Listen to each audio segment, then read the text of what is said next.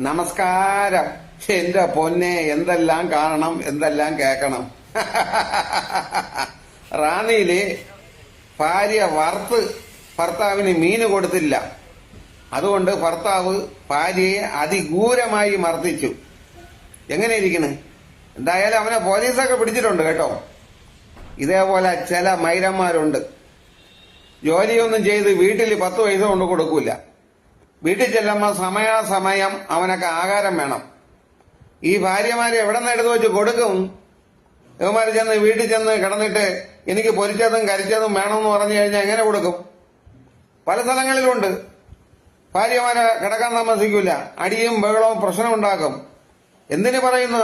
വല്ല വീട്ടു ജോലിക്കും പോയോ, അല്ലെങ്കിൽ എന്തെങ്കിലും പണിക്ക് പോയോ, അല്ലെങ്കിൽ തൊഴിലുറപ്പിന്റെ പണിക്കോ പോയോ അവരാ കിട്ടുന്ന കാശ് കൊണ്ട് വീട്ടിൽ ആഹാരം വേവിച്ച് വെച്ച് ഉള്ളത് അവന്മാർക്ക് കൊടുത്താലും അതുപോരാ. അവന്മാർക്ക് മുട്ട ആംപ്ലേറ്റ്, മറ്റത് മറിച്ചത്, ചിക്കൻ പറയി, പൊരിച്ചത്, കരിച്ചത് എല്ലാം കൂടി വേണം. അങ്ങനെ ഭാര്യമാരെ കിടന്ന് ബഹളം ഉണ്ടാക്കി ഭാര്യമാരെ എടുത്തിട്ട് അടിക്കും. ഇവന്മാരെന്നാ ഒരു ജോലിക്കും കൂലിക്കും പോവില്ല, 10 പൈസ കൊണ്ട് കൊടുക്കത്തുമില്ല. അങ്ങനെയുള്ള മൈനന്മാരുണ്ട്. എന്നാൽ ചില വീട്ടിൽ ചെല്ലുമ്പം, ഭർത്താക്കന്മാര് ചെല്ലുമ്പം ചിലപ്പം ഭാര്യയ്ക്ക് സുഖമില്ലായിരിക്കും, അന്ന് ഭക്ഷണം ഉണ്ടാക്കൂല, അതിനും എടുത്തിട്ട് അടിക്കും. അങ്ങനെയുള്ള മൈരന്മാരും ഉണ്ട്.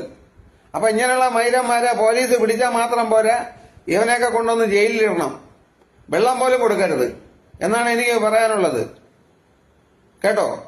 അപ്പൊ ഇതേപോലെ പല സ്ഥലങ്ങളിലും നടക്കുന്നുണ്ട്. ഭാര്യയ്ക്ക് പൈസയൊന്നും കൊണ്ട് കൊടുക്കാതെ യുവമാര് സമയാസമയം ആഹാരം വേണമെന്ന് പറഞ്ഞാൽ അവൾ എവിടെ നിന്ന് എടുത്ത് വെച്ച് കൊടുക്കും? ഉള്ളതല്ലേ കൊടുക്കാൻ പറ്റത്തുള്ളൂ. എന്നും പൊരിച്ചതും കരിച്ചതൊക്കെ കൊടുക്കാൻ പറ്റുമോ? അപ്പൊ അതിനുള്ള വരുമാനം കാണൂല, അതുകൊണ്ടായിരിക്കും കൊടുക്കാത്ത. അതിനാണ് അവൻ അതിഘൂരമായി ആ ഭാര്യയെ മർദ്ദിച്ചത്. ഞാൻ ഒരു കാര്യം പറയാം, ഇങ്ങനെയുള്ള മൈരന്മാരൊക്കെ വീട്ടിലൊന്ന് കിടന്ന് ഉറങ്ങൂലേ? അപ്പോഴേ ഉറങ്ങുന്ന സമയത്ത് അവന്റെ പറിയെല്ലാം കൂടെ അങ്ങോട്ട് പിടിച്ച് അറുത്തെടുത്ത് എണ്ണച്ചട്ടിയിലിട്ട് പൊരിച്ച് അവന് തന്നെ അങ്ങ് കൊടുത്താൽ മതി. അതോടുകൂടി ആ മൈരന്റെ തരിപ്പ് അങ്ങ് തീരുകയും ചെയ്യും. നിങ്ങൾക്ക് മനസമാധാനമായിട്ട് കിടന്ന് ഉറങ്ങുകയും ചെയ്യാം. അയ്യോ കഷ്ടം.